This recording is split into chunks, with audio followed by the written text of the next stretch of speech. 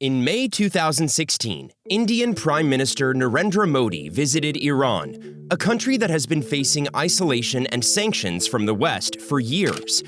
During his visit, Modi signed a deal where India would invest $500 million to develop a deep-water port in Chabahar, close to Iran's border with Pakistan. When you zoom into Iran, you will see that Chabahar is just 105 miles from Gwadar, a strategic port for China and a crucial part of its Belt and Road Initiative. But this deal with Iran is not isolated. It is part of multiple strategic moves India has made in the last few years to trap China in the region. And this is what we are going to talk about. We will uncover how India is quietly using diplomacy, geopolitics, and its rapidly growing economic power to form a containment bloc around China, spreading from Mongolia, Japan, Vietnam, Singapore, Indonesia, Bangladesh, Seychelles, Oman, and Iran, and how this is shifting the balance of power in Asia and turning into another Cold War between two nuclear nations. Before we look at India's counter-moves, let me quickly walk you through China's game plan. Over the years, China has used its now famed Belt and Road Initiative to build strategic ports and naval bases in the Indian Ocean, stretching from Mombasa, Lamu Island, and Djibouti in Africa to Duqm in Oman, to Karachi and Gwadar in Pakistan, to Hambantota in Sri Lanka, to Chittagong, Sittwe, and the Coco Islands in Asia. While China claims that these infrastructure projects are built to secure its maritime trade routes, especially around critical choke points in the Indian Ocean, like the Strait of Hormuz, the Strait of Malacca, and the Strait of Bab el-Mandeb. And it kind of makes sense, especially since these choke points control most of China's oil imports and trade exports to Europe, the Middle East, Asia, and Africa.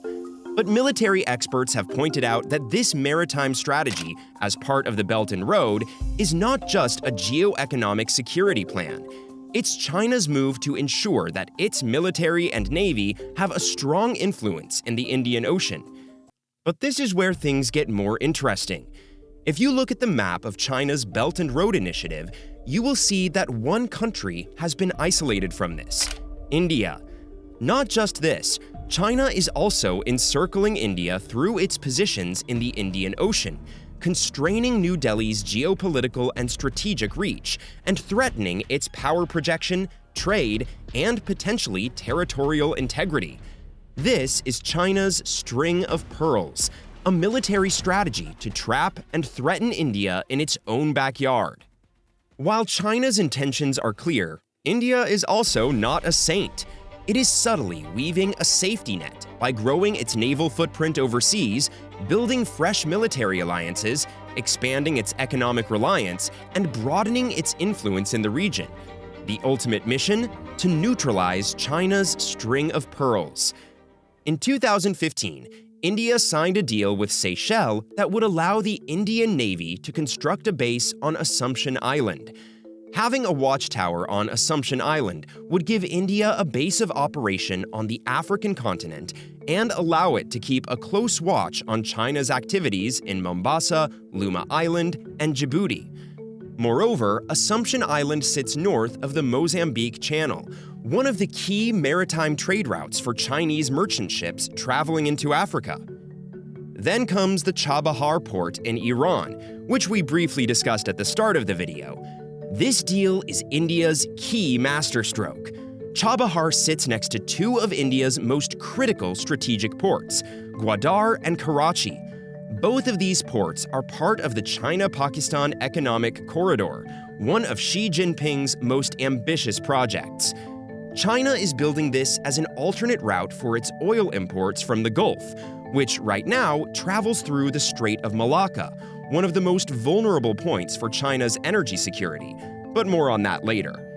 In conjunction with the Chabahar port, India also gained access to Oman's Duqm port. This position is critical for a few reasons. First, Duqm is a vital part of the Oman-China Industrial Park.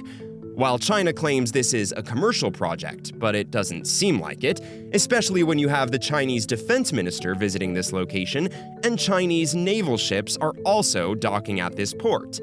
It's quite clear China wants to make this a dual-use port. Second, it's the location. Look at this map. Duqm Port sits between China's presence in Djibouti, where it operates a naval base, and Gwadar. In 2021, China imported a staggering $128 billion worth of crude oil from countries in the Gulf, and all this oil traveled through the Strait of Hormuz. India understands Oman's strategic position well, so in 2021, it extended its alliance by signing agreements with Oman to exchange military intelligence. Now let's move to Southeast Asia, where things get even more interesting. Earlier in this video, we talked about the Strait of Malacca. It is a crucial choke point between Indonesia and Singapore. More than 70% of China's petroleum and gas imports travel through this strait, so it's critical for China's energy security.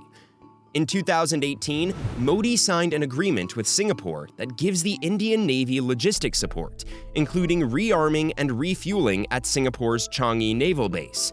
The same year, India also signed a deal with Indonesia that allows its navy access to Sabang Port, located squarely north of the entrance to the Malacca Strait.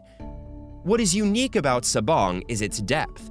Sabang is about 40 meters deep, so India can easily dock its submarines there.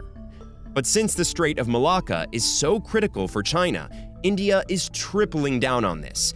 It has also started heavily militarizing its Andaman and Nicobar Islands, which sit north of the Malacca Strait. The more military and naval assets India can bring to the periphery of this area, the more bargaining power it would get over Beijing. Now, to complete its circle of influence around China, Modi, during his visit to Mongolia, signed a deal where India will offer a $1.2 billion credit line to Mongolia, which will help them develop an air corridor between the two countries to allow the exchange of people and technology. Moreover, Mongolia will also use these funds to build its first oil refinery, which will help meet 70% of its domestic demand, a major development for the landlocked country. Supersonic missiles to Vietnam and the Philippines, they are pretty feeble compared to China's arms deals. Due to sanctions from the West, the construction of Chabahar Port in Iran is going way slower than expected. Considering the strategic importance of this position, this continues to be a concern for India. The Asia-Africa corridor, which was dubbed as New Delhi and Tokyo's response to China's Belt and Road, has also slowed down since its announcement, risking a missed opportunity. Foxconn, the world's largest tech manufacturer, recently pulled out of a $19 billion deal with China, a big blow to India's dream to compete against China's manufacturing might.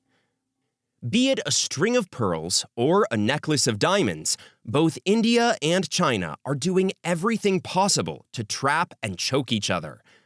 Well, time will tell who is able to win this game of checkers. But one thing is clear. The Cold War of the 21st century has shifted its base to Asia, and the future of world geopolitics is being crafted here.